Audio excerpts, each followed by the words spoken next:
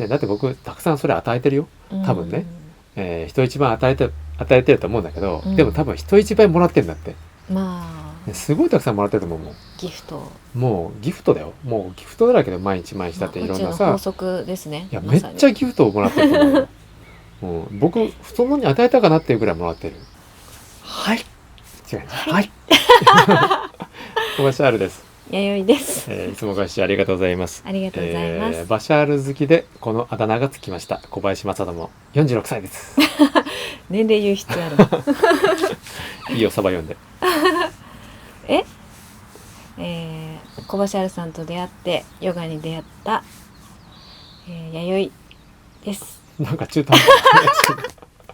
まあいいや、はい、年齢不詳で読みましょう。はい、はい、今日のお題は今日のお題、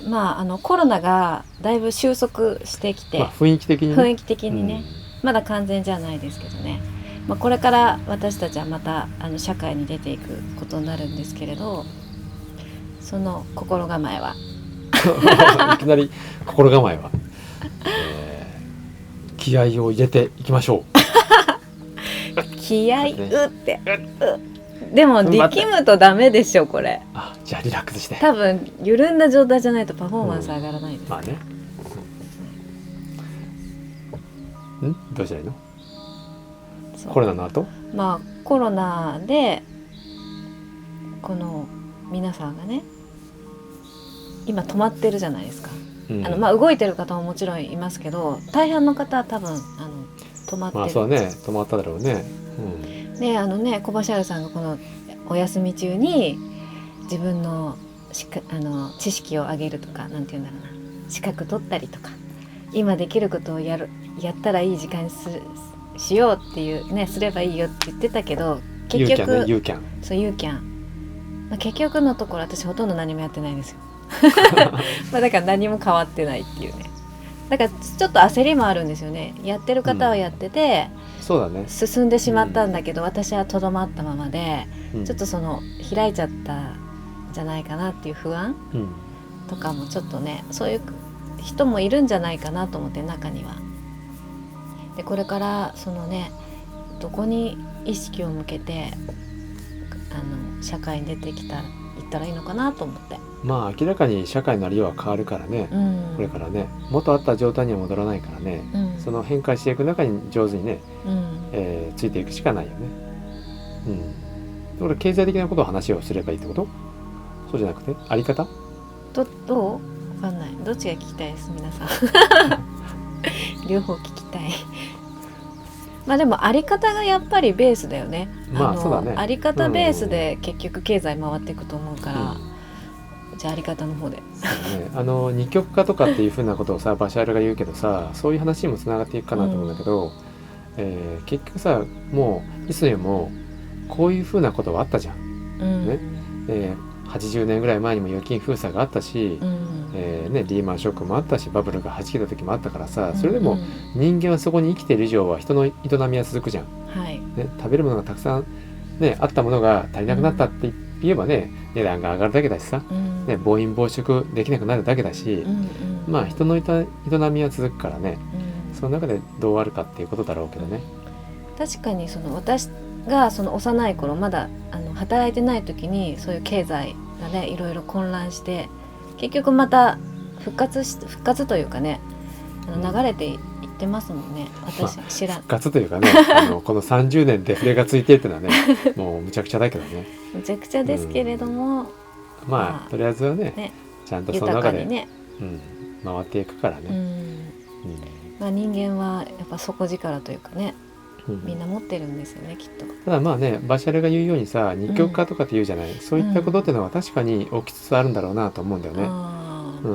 二極化ってさ、自分から見た世界しかないわけだから、その裏側の世界っていうのはなかなか感じることできないんだけど、明らかにこの世界はね、二極化が進んでるなっていう気はする。二極化っていうのは、バシャールが言う二極化っていうのはどういうことなんですか？単純なね、シンプルな言い方すれば、ポジティブな列車とネガティブな列車に分かれていくみたいなさ、ことだと思うんだけど、いろんなものがこう二極化していってるような気がするね。よりコロナなんて全然平気っていう人たちもいればさ、コロナ怖いっていう人たちもいるじゃん。これも一つの二極化でしょ。ね、自粛自粛が正しくて、自粛、言い悪いじゃない、言い悪いじゃないんだけど、いろんなものがこうね、周りに流されることなく、自分の意思を持って生きていく人たちと、そうでない人たちとっていうふうにも分かれていくだろうしさ、で今回のその、木村花さんのことでもそうだけどさ、誹謗中傷をして人の足を引っ張る側とね、感謝を述べる側、ね、それこそ、YouTube のチャンネルにさ、いいねをつける人たちもいれば、悪いねをつける人たちもいるじゃんか、あれはまさに二極化だと思うんだよね。いいねをつけるっていうのはどういう思考かというと、ありがとうじゃん、感謝をしてね、要はチップをくれたみたいなもんよ。ありがとうって、いい時間過ごせたね、いい情報ありがとうっていうふうに感謝したでしょ、で感謝しないんだったら別につけずに帰ればいいのに、わざわざ悪いねをつけるというのは、さらに、マイナスにしてやろうってことじゃんか、ね、今そのまま見て、ね、少なからず情報を得たにもかかわらず、ね、俺の時間を奪ったこいつはふざけたやつだなってことで、悪いねをね、一発石投げて帰ろうってことでしょもうこれ明らかにさ、この同じ思考じゃないよね。もう全く違う世界だからさ、この人たちはどんどんね、その違う世界に行くんだろうなと思う、でそもそも、悪いねつける人たちは、悪いねばかりがたくさん集まる世界に行くんじゃない、こんなこと言うと悪いねがつくんだろうけどさいいよ別に、ね、だんだんそういう人には、ね、悪いねつけたくなるような動画ばかりが映るんでしょ、自分がその心地よく生きたいじゃないですか、そうするとやっぱりその悪いねをつける意味はないですよね。もしそういう選択を、でもそういう人たちをね、自分を維持するためにそれが必要なんだろうけど、でもそういう自分もね、ちゃんと立ち返ってさ、変わっていけばいいと思うしね。ただ二極化が進んだとしてさ、こうもうね、ネガティブな列車からポジティブな列車にもう移ることはできませんとかって言うじゃん、僕はそこまでね極端に考えなくてもいいかなと思うけどね。大事なことはさ、こう、悪いねつけるような発想っていうのは人から奪う行為じゃん。何かしらのエネルギーを奪う行為でしょ、この人から力を削いでやろうっていうふうに思ってそれをつけるわけじゃんか、誹謗中傷のコメントもそうだけどさ、奪う行為と、あとは、いいねってのは与える行為じゃんか、だから与える人でないといけないなと思うね。与えること、それだと思う、いかにして与えるか、与える機会を喜んでもういただくというかね、与える機会があってよかったっていう風な人が、すごくね、そういう人にとっていい時代になるんだろうなと思う。でも小柱さんも普段から与える側っていうか、そのずっと与えてますよねというイメージ与えるっていうかね、その人を笑わせればみんな喜んでいい顔するからさ、それは自分のエネルギーになるよね。でも私の場合もらってばっかりだなっていう、返してないですね。返してよもっと返してそういえば返してないなそんなことないけどね。だから与えることじゃないかな。与えるっていうのはどんな感じなんですか？与えるっていう、コバシャールさんが与えるって、与えるっていろんな形があると思うんですけど、役に立ったら、それが何かしらの形で返ってくるじゃん、これ僕が若い頃ね、ネットワーカーやってたの、ネットワークビジネスやってた時があって、その時に、アップラインね、いわゆるその、僕は最年少統括ディーラーっていうのになったんだけど何の話だよ早くにしてね、若かったけど、すぐに最高タイトル取ったんだけど、それでもアップラインがいるじゃんね。アップラインから聞いてたのは、お金イコール、アップラインが何か分かんない。アップラインつまり、上司じゃないんだけど、自分をサポートしてくれる、要はその自分のこう、上の先祖よ、先祖ハイヤーセルフ、先祖の中でちゃんと頑張ってる人たちねをアップラインって呼ぶんだけど、でその人から聞いたのは、お金イコールお役立ち度だと、お役立ち度、お役に立った度合いがその数字になって現れてくるんだと、みんなね、変なビジネスだったけどね、言うことはみんなまともだったからね。すごいですね、言ってることは素晴らしいですね。言うことはみんな言うのは簡単ね、だから役に立ってないからお金が入ってないんだよと、より多くの人のね、役に立てばちゃんとお金入ってくるというふうな、考え方に基づいて、僕はネットワークビジネスやってました。なるほど、そこから学びました。何を？役に立て、ね、でも役に立つってさ、いやまあ口がうまきゃね、うまいこと言ってさ人を笑わせればいいんだけど、そうでなくてもさいろんなことができるじゃん、ね、優しい声をかけてあげる、挨拶する、ね、今日もありがとう、ね、当たり前じゃない、当たり前をね、当たり前じゃなくて、ありがたいというふうなことをちゃんと伝えるとかさ、ね、肩揉んであげる、何でもできるじゃんね、物持ってあげるでもさ、なんか私なんかは気づくと与えるっていうことを忘れてるんですよね、だからそのまあもらってばっかりっていうか、自分ばっかり、気づくと自分ばっかりになってて、特に何か自分の中でモヤモヤしてる時っていうのはやっぱり与えてないっていうか、そんな感じなんですけど、それどうしたらいいの？要は、当たり前じゃないよっていうことを忘れなければいいんでしょ、手に書いておけばそうですね、ちょっといろんなところに全てはありがたいって書くんだって。そうね、いや僕も忘れる時あると思うよやっぱりね、当たり前じゃないなっていうふうに、日々立ち返らなきゃいけないんだと思うんだけど、ね、だって僕たくさんそれ与えてるよ多分ね、人一番与えてると思うんだけど、でも多分人一倍もらってるんだって、まあすごいたくさんもらってると思うもん。ギフト、もうギフトだよ、もうギフトだらけで毎日だっていろんなさ、法則ですね。いやめっちゃギフトをもらってると思うよ僕そんなに与えたかなっていうぐらいもらってる、今特にさ、だって全国でさ僕のことをね好きでいてくれる人たちがさ、どうせ買うならね、小橋アイルのとこで買おうって言ってさ、ね、送料がかかろうが何しようが定価だろうが関係ないと、ね、なんかそういう思いの人たちがすごい多いの今。もう本当ありがたいなと思ってさ、これ僕もう足りない、与え足りない、もっと与えなきゃいけないなっていうふうに思うかな。素晴らしいね。本当ありがたい。そっかだからもう幸せ、本当幸せ。ありがとうございます本当こんな田舎でも生きていけますありがとうございます。まあでも小橋原さんいつも発信してるんですよね。発信してるからみんなの意識が変わったっていうのはあるでしょうね。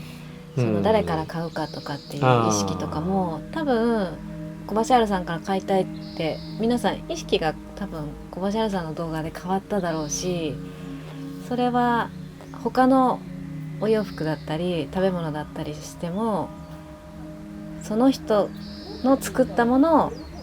食べたいとか買いたいとかって、多分小橋原さんから影響を受けて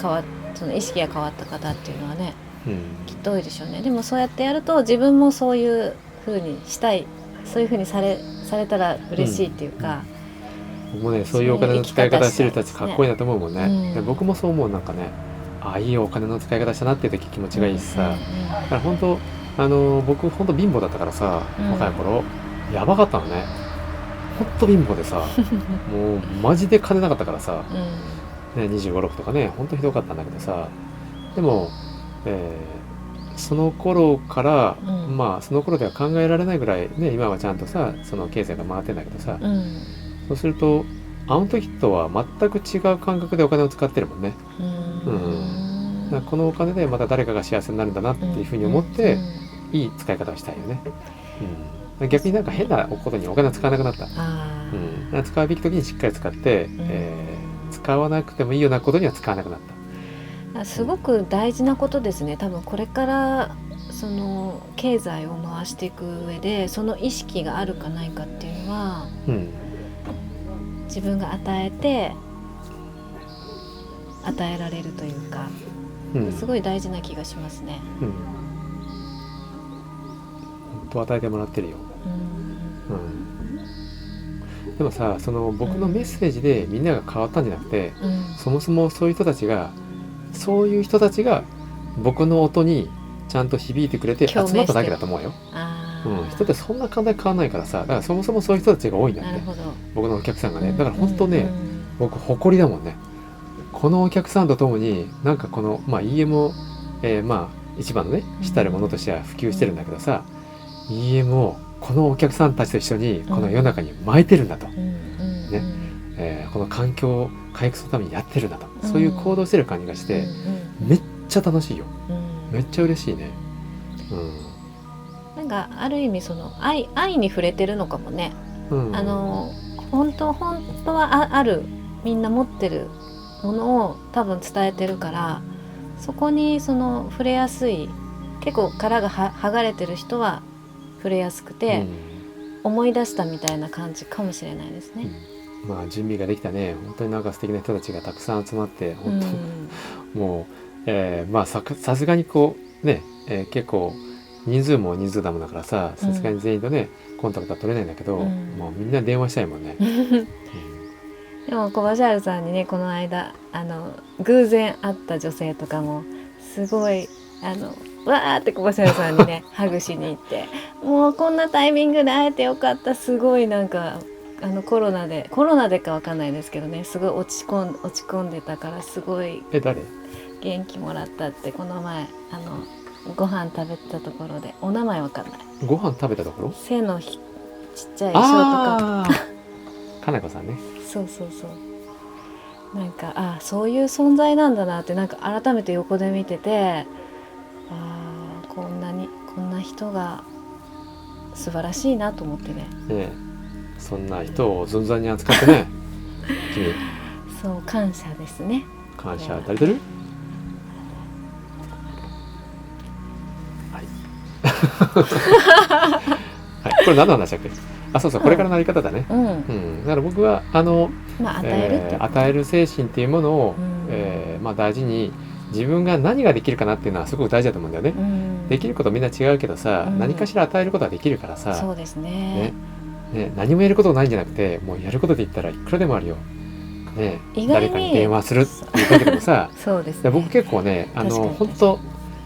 人生時間しかないからさ、とりあえず車乗るじゃんか、車乗ったらとりあえず誰かに電話するの、かけ放題だからさ、かけな損じゃんか、ただただね、なんか景色見て運転しててもつまんないからさ、もったいないから誰かに電話して、最近どうなのってね、久しぶりって、もう全然普通に電話するよ、古いお客さんとかね、もう入ってる人に限るけどさ、いきなりかかってきたらびっくりしますね。いきなりかかってくるからびっくりするからみたいな、いやいきなり何なんですかとか聞かれるんだけどさ、いや本当何も用はないんだけどどうしてるかなと思ってって言って、でもその時になんかインスピレーションでかけてんでしょうね、きっとね。かけたい人に、かけるべき人に。そういうのね、わりかしヘビーローテーションでよくかかってくる人はいるけどね、よくかける人はいる。広島の京子ちゃんとかね、どうしてんの、まだそんなちんたれてんのみたいなさことをケツ叩いてさ、でもそれでもなんかその車乗ってる時間がさ無駄にならないなと思うの、誰かに与えることができればさ、その時いろんなことも教えるんだけどさ、でもね、なんか与えるチャンスがあるんだったらもう与えさせてって感じです。かといってね、誰でもね、もう無料で個人セッションしますよとかこれやらないんだけどもう自分の時間だからさ、この時間を有効に使いたいなと思えば使うかな。でも人にね与えて喜んでもらうっていうのが結局経済が回っていくんでしょうね。そうなんかそんな感じがするね。エネルギーも良いエネルギーが回って、もちろんね、やるべきことをどんどんね積み上げて、自分がね今ある知識を超えてね、いろんなスキルを身につけるってことも大事だと思うんだけど、小さいことでもいいからね、与えるっていう姿勢ですよね。そのサービス精神で、きっと、笑顔になる人は皆さんの周りにもたくさんいると思いますので、はい、今日家に帰ったら、これ家で見てるかもしれないんだけど、ね、旦那さんにね、ないし、奥様に、子供に、親に、なんかね、こんなこと言ったら喜ぶかなとかね、こんなことしてあげたら喜ぶかなとかね、お土産の一つも買って帰ろうかというふうな、ちょっとね、気持ちを持っていただけるだけで、なんか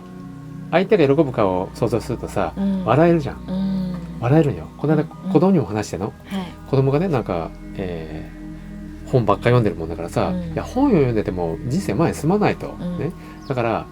自分が人を喜ばせるために何ができるかっていう、そっちを磨けという話を僕は子供に対してもコンコンとするんだけどさ、ね、要はさ、こういう例え話をしたの、例えばね、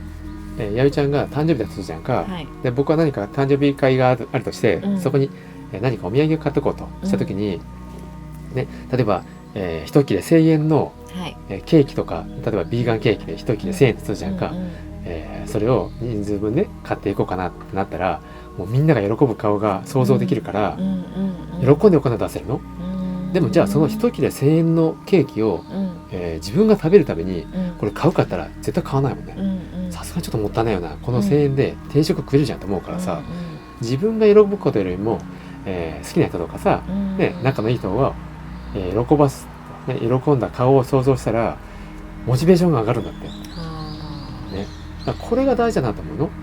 ね。まあこういうふうに思う人ばっかりじゃないのかもしれないんだけど、でもそういう要素あると思うんだよね、大事な人がさ喜ぶ顔を想像したら、あ、なんか嬉しいなね、そしたら安いと思って買えるの、ね、高島屋ででも自分が高島屋で、ね、その高いもの買えるかとか多分買わないから、ちょっともったいないよな、これ家族4人で4000円かと思うとさ手出ないんだよね。だからこの、自分には出さないけど人には出したいなっていうこの発想っていうのはさ、多分、ね、人の喜ぶ顔を、見たらそれは、それ以上のものをね自分は受け取ることができるんだろうなっていうふうに、思う部分かな。自分が楽しんでとか、自分が一番まず初めに楽しまなきゃいけないってなんかよく言うけど、まあでも人に楽しんでもらうっていうのは、ね、喜んでもらうとか、それでエネルギーが動くっていうか、自分をまず楽しませるよりも、まあもちろん自分も大事ですけど、人を楽しませて自分のエネルギーをなんか上げていくっていう方がなんか私は好きかも。子供によく言うんだけどさ、自分が楽しみたいってのはどうでもいいんだって言うの、楽しみたい。まあ昔さなんかね、頑張るな楽しめっていう T シャツを着てる人がいたんだけど、楽しまなくていいだろうと、ね、楽しもうとする必要性なんかないし、でも人を楽しませていったら結果、パパ見てごらん楽しそうでしょ。それが結局私たち楽しいもんね、人の役に立つことが。そうするとみんな喜んで来てくれるしさ、集まるしさ、集まればやっぱり経済も動くしさ、だから自分を楽しまそうなんていう発想ミリもないし、楽しいことしなきゃとか楽しまなきゃっていう発想もないんだよね、それよりも人を楽しませるチャンスがあるんだったらラッキーぐらいなのでさ、なるほど。その方が結果としては自分は楽しんでいるというかさ、その喜んでいるところにいるなと思うね。なんかでもなんかこの話を聞いて、人によっては与えなきゃダメだとか、なんかすごい深刻になっちゃう人がいるかもしれないんですけど、自分じゃなくて相手のためにやらなきゃいけないとか、そういう人にはまず何かしたらまずは、ね、行動こそが尊いからね、頭で考えているよりも何かやったらいいんじゃない。口下手な子が個人セッションに来たの、男の子でね、そういう子は何人かいたんだけどさ、なんか全然こう会社も面白くなくてね、ブツブツ言ってんの、職場がどうのこうの、上司がどうのこうの言ってるけど、いつもそんなこと言ってないで、そもそも君さタイムカードついてる間だけそこにいるだけで、ついた途端に帰るでしょって、挨拶もしてないでしょって、挨拶しないよってね、他の同僚がいるでしょって、一緒に、働いてる職場に人がいるわけじゃんか、ね、そういう人たちに、今日ここまで来たんだから、谷組あられ買って帰れと、それ配れと、それだけでもちょっと会話が弾むだろうと、だって人は、気よく話しかけられるだけで嬉しいんだって。そうね、挨拶だけで嬉しいんだよ。ムスッとしてね、何も挨拶もせずに通り過ぎたら嫌じゃん、そんなことでも当たる行為になるからさ、もう結局自分がもらえるもんね、与えたら。そう結局自分に返ってくるからね。だからよく言うの、うちに来た人にね、旦那にお土産買って帰れとかさ奥さんに買って帰りなとかね、お土産嬉しいよ、嬉しいからね、そんなんで会話がちょっとできればいいじゃん、そんなことからじゃない、僕はそれがたくさんやった方が楽しいからやってるけどね、それやってたらやっぱり豊かだなっていうふうに感じるね、いろんなものがね、人間関係もね、実際の経済もさ、いろんなものがちゃんとエネルギーが回ってるなって感じるから、もう好きあらばもう与えさせていただきますけどもっていうみたいな感じ僕の中ではね、でもやゆちゃんもね結構与えてんだって、僕にはあんま与えてくれないけどさ、なんかもうねやっかんでね、なんか反抗してきたりするけどさ、でもまあいろんな人にちゃんと与えてるじゃんね、余計な作業を引き受けてさ、笑顔を与えてるよ実際さ、ちゃんと循環してそうでしょうか。人の営みは続きますからね、だから淡々とやることは人を、喜ばせる、お互いにね、だって喜ばしてその相手が自分を喜ばして、これもう最高の循環だよね。こんな人たちが5人いたらさ、めっちゃ良くない？ね家の中がそうだといいね、まずはね、家庭がね。で仲間とかさ、同じようにね、これからこの世界でね仲良く生きていこうというふうな仲間がさ、例えば5人10人集まってさ、俺たちはとにかくねこの仲間の中でもう与えようと、ね、もうとにかく楽しく、もうなんかそんな言い方できたらさ、すごい素晴らしい村社会できるなと思うんだよね。コバシャールさんが私が一緒にいる時に出会う方たちはみんなそんな感じの方が多い気がしますね。ギブギブな感じ。じゃあテイクテイク。テイクテイク。ギブギブは確か。ちょうだいちょうだいって。そうそうそう。でもそういう風な今話してて思ったのは、そういう僕は集まりを作りたいんだなと思った。それをこれからやるんだ。そういうコンセプトだね、そもそもね。部活を作りますんで、はい。何部ですか？内緒。内緒。ちゃんとそれはね、アップした時に見てわかるよ。その名前にちょっとこだわりがあってね、そういう、オンラインでね。なんかいるんですね。オンライン塾というか部活みたいな感じねをやろうと思ってます。そこでね、ちゃんと、そういう志の人というかさ、そういう思いの人が集まって、共に過ごしてたら、これいいなと思ってさ、絶対楽しい。あとはどれぐらいの規模でやろうかとかさ、どういうふうにこう進めていこうかで、コンテンツをね、ちょっと今、細かくね決めてるところなんだけどね。楽しみです。はい。ということで、皆さんもよかったら、一緒に歩んでいきましょう。この、世知辛い、いや面白い世界をですね。エキサイティング。エキサイティングなね、エキサイティングな人生にしましょう。はい、今日もご清聴ありがとうございました。またですね、何か、コメントだとかですね、こんな話題を取り上げてほしいなとかですね、いうことがありましたら、コメント欄に書いてください。はい、